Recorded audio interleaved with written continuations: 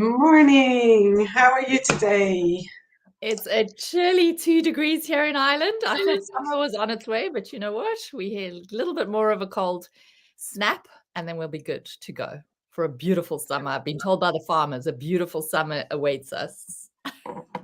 Ah, how amazing. So let's prosperity give space and time to flourish and prosper. Exactly. And that's outside in the nature as you were referring to, but also inside. That seed needs to be planted now so that it can flourish. And I would even say, reading all of that, we already have planted all those seeds. So now let's just unfold, let it grow, let it out, give it, all the energy you gave to it. It's ready. You're ready to prosper. You're ready to grow. There we go. Beautiful. All right, so I'm going to carry on with the read. We're on page 87 of the book, You Too Can Be Prosperous, by Robert Russell. And here we talk about, we do more things to keep our prosperity away from us. So what does that mean? And this is where we've got to actually be aware of all the negative thoughts that we do think. So one little moment. I thought we were on 85. It took me years to understand it. Right? No, we did that last week. Okay. Well, no, I think we didn't. Where do you want me to start then? So should we start it? It took me years to get this understanding. Okay, I'll go there. Okay, it took me years to get this understanding, says my friend. And until I had it, I never got anywhere with my finances. Like other men in my profession, mine was a hand-to-mouth existence, always in fear, always in debt, and always in doubt. And you know how often we hear this, Nadine? I get people saying to me, I don't have enough money to make ends meet. Everything's a nightmare. It's so hard. What are you telling yourself? It is my story. That's exactly where I've started. That's exactly where I've been. And, then I was on a seminar hearing Bob Proctor, and he said, if your way isn't working, why don't you try mine? I was like, And then he was also quoting something, many people say, if I see it, no, if I see it, I'll believe it. Mm-hmm. But it's the other way around. If I believe it, I'll see it. And so that seemed to be so religious. So, things that weren't on my mind by then. And then Bob was, that was resonating. If your way hasn't worked, why don't you try mine? I was like, So training this muscle of building belief in something I cannot see, hear, taste, touch, comprehend and perceive with my 5 physical senses, but rather working with the mental faculties, that was just out of reach. And then since I started doing thinking into results and all of that, it was like, how amazing is this? And I can just tell everybody it works. It's amazing. It's a completely different life.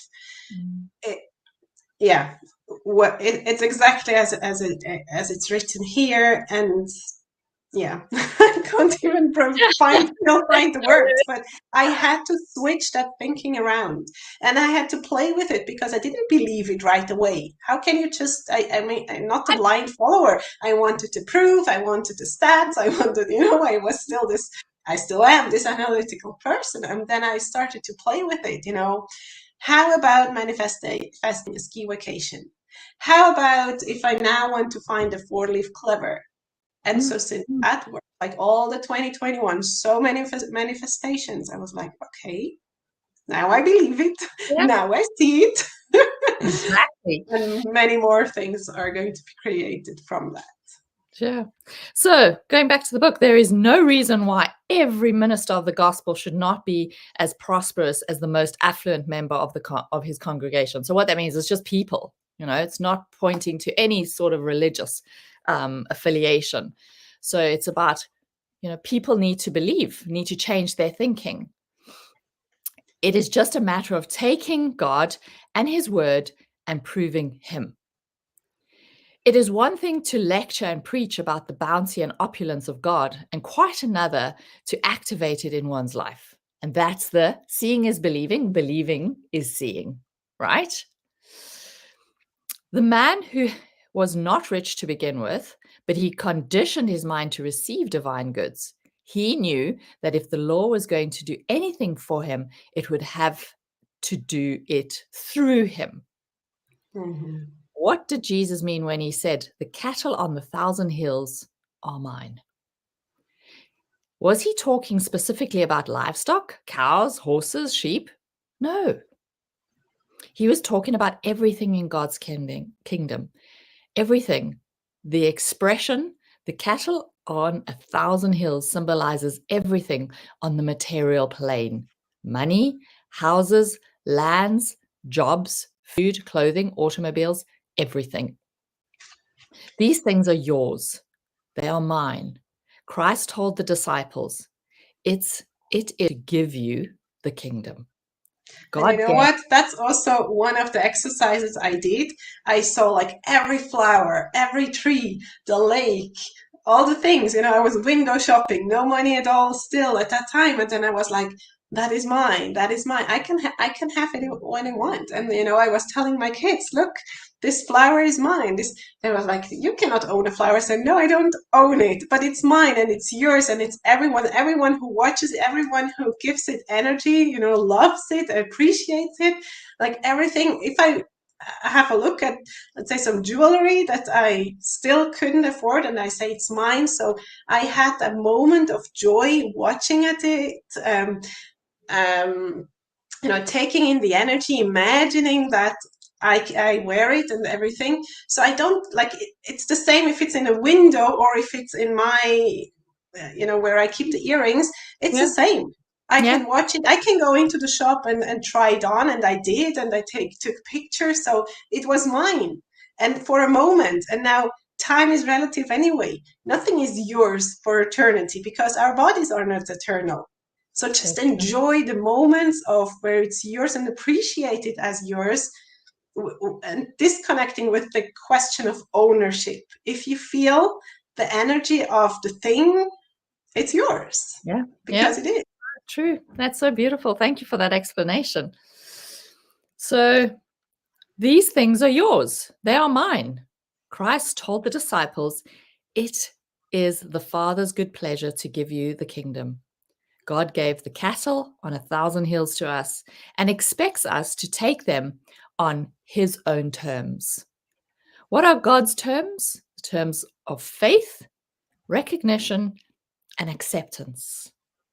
If I were hungered, I would stay and eat. The gifts of the Father are not ours until we recognize and accept them. When we recognize and accept them, we can have them. We can, as the scriptures say, slay and eat. But wait a minute. This is a point at which most people run into a snag. They go through all the metaphysical formulas and processes. They affirm God's abundance and the fulfillment of their desires. Then they beg and beseech God for that which is already theirs. And that is such a beautiful explanation as to what we do when after we say, oh, I'd love that, but you know what? I don't have it and I don't want, and this and that. All the don'ts come in, right? Yes. And the alternative is to just let me find a way. Let me just enjoy it in the moment. How can I instead of I can't? Yeah. Yeah. Wow. Right. Should we stop there for today, Nadine? Yes, and I'm really curious for next week's the next week's section about how to unmanifest the things you don't like. So we have been talking a lot about manifesting, so let's unmanifest things that we don't want in our lives. Because we can always learn a lesson like that. Every one of us need to relearn things and raise our levels of awareness. Thank you so much, Jackie. I really appreciate if any of you want to put this into practice. So do reach out to Jackie and I. We will give you all the information about the different programs where you can do it. So we're looking forward to hearing from you and to keep inspiring you every Friday, same place, same time. Thank you, Nadine. Thank you, everybody. Have a great weekend. See you next week. See you next week. Bye-bye. Bye-bye.